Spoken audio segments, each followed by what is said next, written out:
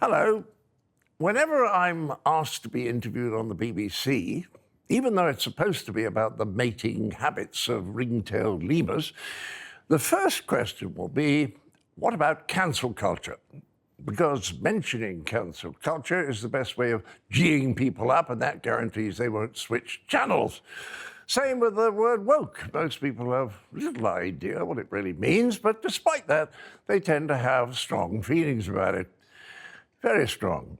Now, Frank Luntz, my resident pollster, will tell us what people do think it means. Frank? John, we've been polling on woke for the last 6 months. I've got the data right here on my laptop. Labor supporters are more than twice as likely to identify themselves as being woke than conservatives. But 1/3 of the British population doesn't even know what it is.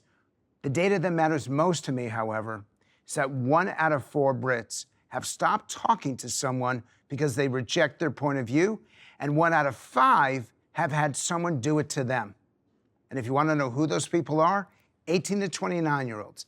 Half of our youngest population have cut someone off simply because they disagree.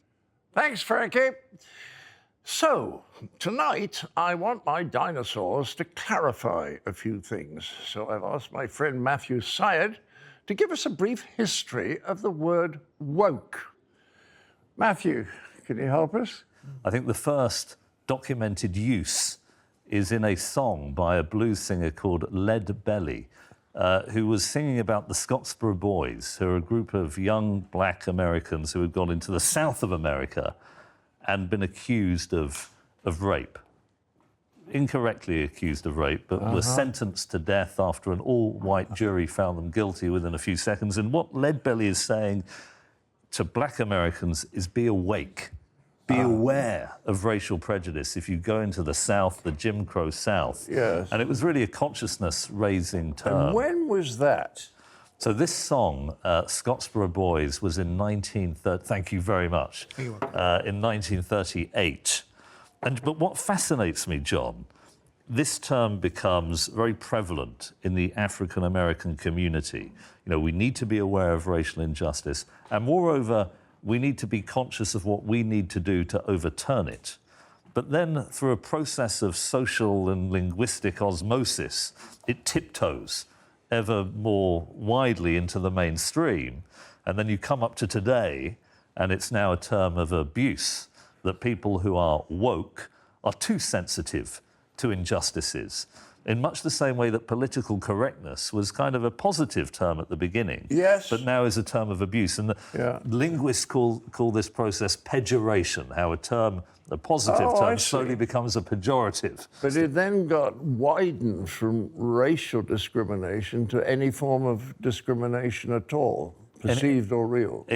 Perceived or and any form of injustice. Yeah. And I think perhaps around 2017, 2018, we became wrapped up with this ideological move in American universities called critical race theory, where injustice almost doesn't have to be observed, but is there in the power structure.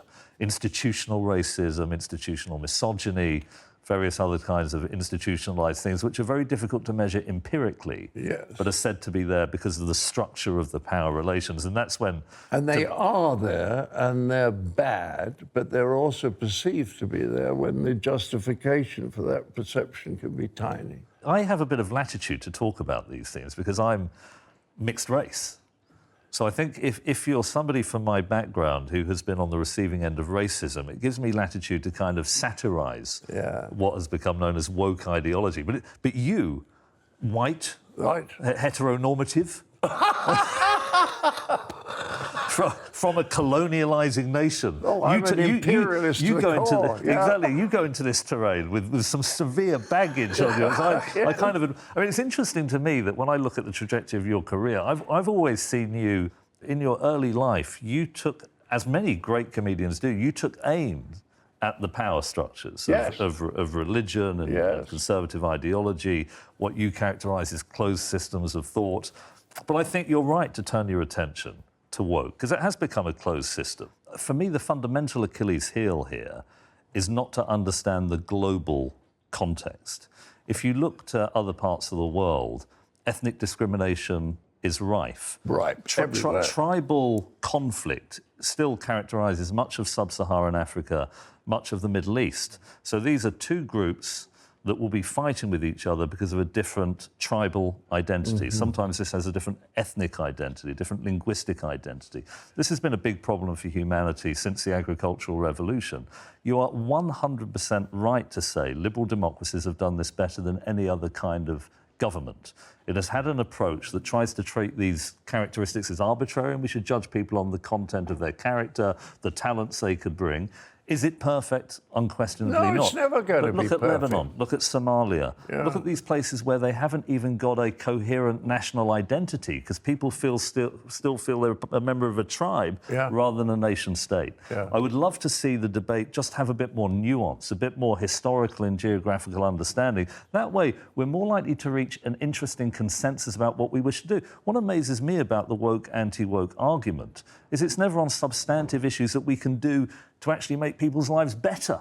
It's a distraction from what we need to do. I think an awful lot of it is an unattractive side of humanity, which is to sort of want to be right, you know, even if they don't know why they want to be right. They want to be right. So you get, as I said, you get, you know, I've suffered this appalling oppression, microaggression, because they've always in America mispronounced my name. Well, Cleese. Cleese.